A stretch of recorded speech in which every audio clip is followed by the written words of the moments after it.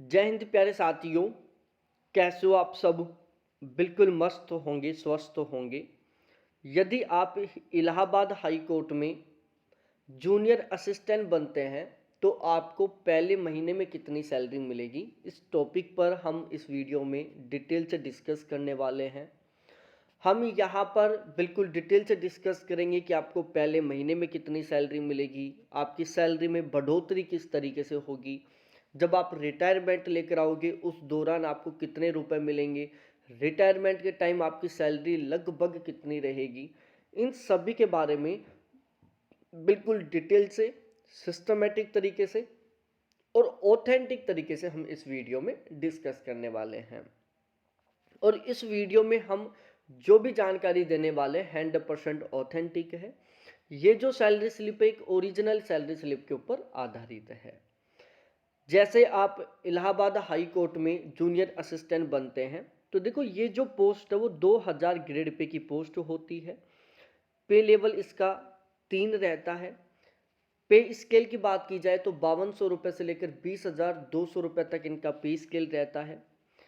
पे band first में आती है ये। और बेसिक पे की बात की जाए तो 21,700 रुपये से लेकर 69,100 रुपये तक इनका बेसिक पे रहता है। ये बिल्कुल बेसिक जानकारी है जूनियर असिस्टेंट की पोस्ट के बारे में। और आप सभी को नहीं पता तो मैं बता दूं, आपकी जो सैलरी है वो मूल रूप से डिपेंड करती है केवल इस बेसिक के ऊपर ही। जैसे आपका फाइनली तरीके से सिलेक्शन हो जाएगा, आप ज्वाइनिंग कर लेंगे तो फिर आपको कौन कौन से अलाउंस मिलेंगे, किस तरीके से आपकी पहले महीने की सैलरी तैयार होगी। जैसे आप ज्वाइनिंग करोगे तो पहले महीने का जो आपका बेसिक पे है वो रहने वाला है 21,700 रुपये। ये आपका पहले महीने का बेसिक पे है। उसके बाद आपको मिलेगा सबसे पहला अलाउंस डीए का, जिसको हम डीएनएस अलाउंस बोलते हैं, जिसको महंगाई भत्ता बोलते हैं। और इसकी वजह से आपकी सैलरी में एक तो लगातार बढ़ोतरी होती रहती है, साल में 2 बार बढ़ती है इसकी वजह से आपकी सैलरी। दूसरा, इसकी वजह से आपकी सैलरी में एक बहुत बड़ी ग्रोथ होती है। देखो फिलहाल में जो डीए की रेट वो 53% चल रही है। यदि हम 21,700 रुपये का 53% निकालते हैं तो ये निकल कर आएगा 11,501 रुपये। ध्यान रखना, आपके जितने भी अलाउंस है, चाहे वो डीए हो, चाहे वो एचआरए हो, चाहे वो टीए हो, सब डिपेंड करेगा आपके बेसिक पे के ऊपर। डीए और एचआरए तो कंप्लीटली बेसिक पे के ऊपर डिपेंड करता है। तो यदि हम 21,700 का 53% निकालते हैं तो ये निकल कर आता है 11,501 रुपये, जो कि आपका डीए रहने वाला है। उसके बाद आपको मिलने वाला है एक अगला अलाउंस एचआरए, जिसको हम हाउस रेंट अलाउंस बोलते हैं। देखो उत्तर प्रदेश में जो हाउस रेंट अलाउंस है वो 3 अलग अलग तरीके से मिलता है। ये डिपेंड करता है कि आपकी पोस्टिंग कहाँ पर है ना।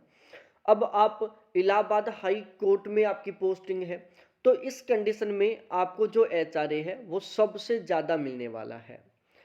ये लेवल 3 की पोस्ट है और लेवल 3 की जितनी भी पोस्ट होती हैं उनमें एचआरए मिलता है 3 तरीके से: 1650 रुपये, 980 रुपये और 490 रुपये। यदि आपकी पोस्टिंग उत्तर प्रदेश के सबसे बड़े शहरों में होती है तो आपको 1650 एचआरए मिलेगा। सबसे छोटे शहर मतलब गांव में होती है तो 490 रुपये मिलेगा। और बीच के कैटेगरी के शहरों में होती है तो 980 रुपये मिलेगा। आप इलाहाबाद हाई कोर्ट में जूनियर असिस्टेंट बनेंगे, आपकी posting always Allahabad high court में रहेगी, इसलिए यहाँ पर आपको एचआरए मिलेगा 1650 रुपये, जो कि ऑलमोस्ट उत्तर प्रदेश में लेवल 3 में सबसे ज़्यादा होता है। उसके बाद आपको ट्रांसपोर्टेशन अलाउंस मिलेगा। यहाँ पर ध्यान रखना, यदि आपको एचआरए सबसे ज़्यादा मिलता है, जैसे यहाँ पर 1650 रुपये मिल रहा है, तो इस स्थिति में आपको ट्रांसपोर्टेशन अलाउंस भी सबसे ज़्यादा मिलेगा। और यदि आपको एचआरए कम मिलता है तो उस स्थिति में आपको ट्रांसपोर्टेशन अलाउंस भी कम मिलेगा। यहाँ पर आपको एचआरए 1650 रुपये मिल रहा है, सबसे ज़्यादा मिल रहा है, मतलब आप एक बहुत बड़ी सिटी में काम कर रहे हो तो उस स्थिति में आपको ट्रांसपोर्टेशन अलाउंस भी सबसे ज़्यादा मिलेगा 1350 रुपये। क्योंकि गवर्नमेंट का मानना है कि जहाँ पर रूम रेंट ज़्यादा है वहाँ पर ट्रांसपोर्टेशन का खर्चा भी ज़्यादा रहता है।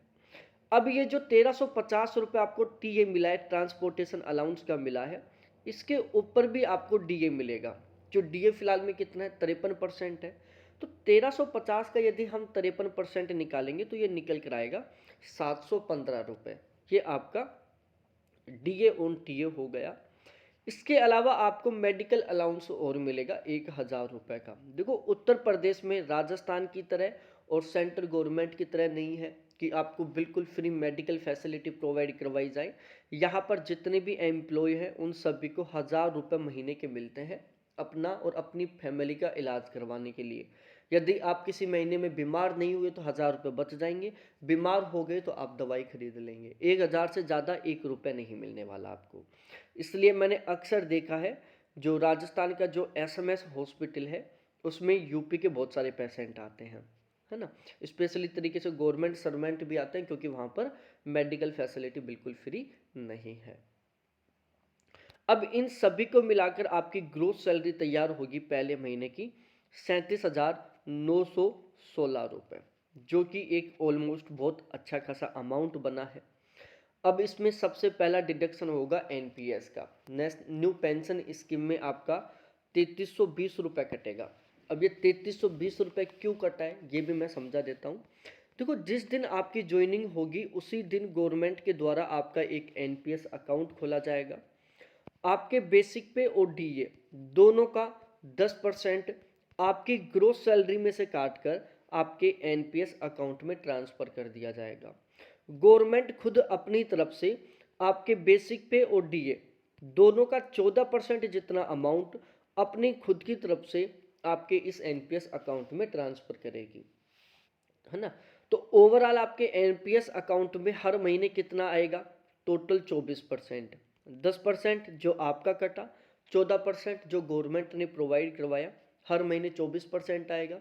और अब इस 24% के ऊपर आपको लगभग 10% के अकॉर्डिंग ब्याज मिलेगा, क्योंकि आपका ये जो एनपीएस का रुपए है ना, इसको गवर्नमेंट म्यूचुअल फंड में डालेगी।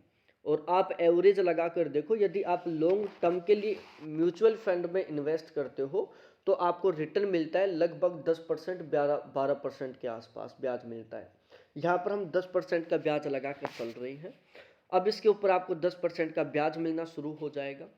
जिस दिन आप रिटायरमेंट लेकर आओगे ना, उस दिन विद इंटरेस्ट के साथ ये सारा का सारा अमाउंट आपको वापस मिल जाएगा।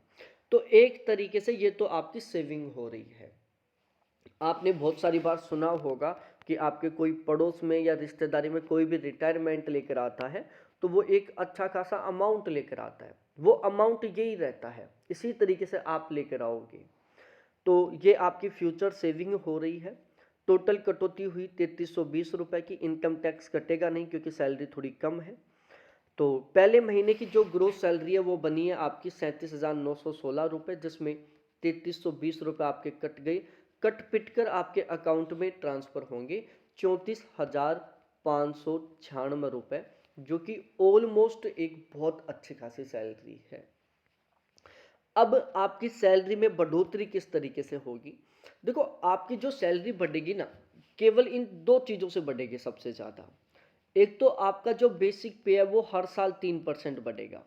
जैसे आपका एक साल पूरा होगा, शुरू के साल में 21,700 रुपये बेसिक पे, फिर जैसे एक साल पूरा होगा ये बेसिक पे 3% बढ़ जाएगा, फिर 3%, फिर 3%, फिर 3%, इस तरीके से 3% के अकॉर्डिंग बढ़ता रहेगा।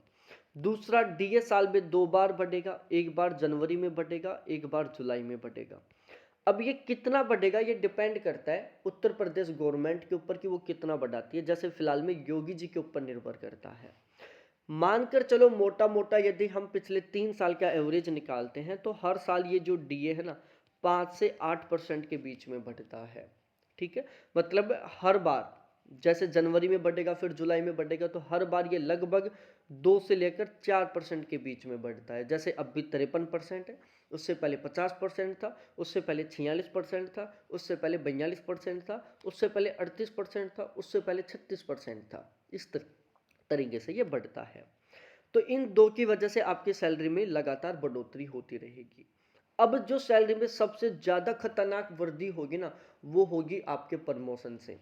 क्योंकि आप जूनियर असिस्टेंट की पद पर सेलेक्ट होंगे, लेकिन रिटायरमेंट आप जूनियर असिस्टेंट के पद से नहीं लेकर आएंगे। आपका प्रमोशन होगा और प्रमोशन होकर आप रिटायरमेंट लेके आएंगे, तो जैसे आप प्रमोशन होगा ना तो आपकी सैलरी में एक बहुत खतरनाक वाली बढ़ोतरी होगी। आपका बेसिक पे अचानक बढ़ जाएगा, आपका पे लेवल अचानक बढ़ जाएगा। तो ओवरऑल एक अच्छे खासे पोस्ट के साथ, एक अच्छे खासे अमाउंट के साथ आप रिटायरमेंट लेकर आओगे। रिटायरमेंट के टाइम आपकी सैलरी कितनी रहेगी भाई? आज आपकी जो सैलरी है ना वो पहले महीने की 37,000 रुपये सॉरी 34,000 है कट पिट कर। रिटायरमेंट के टाइम आपकी सैलरी मरे से मरे लगभग 1.5 लाख रुपए से लेकर और 2 लाख रुपए के बीच में रहने वाली है जब आप रिटायरमेंट लेकर आओगे। रिटायरमेंट के दौरान आप कितने रुपए लेके आओगी भाई? किसी भी हाल में, मरी से मरी कंडीशन में, खराब से खराब कंडीशन में मैं बता रहा हूं, आप लगभग 1 करोड़ रुपए के आसपास रिटायरमेंट के दौरान लेकर आने वाले हो। तो ये सारी चीज़ें आपको अच्छे तरीके से समझ में आ गई होंगी।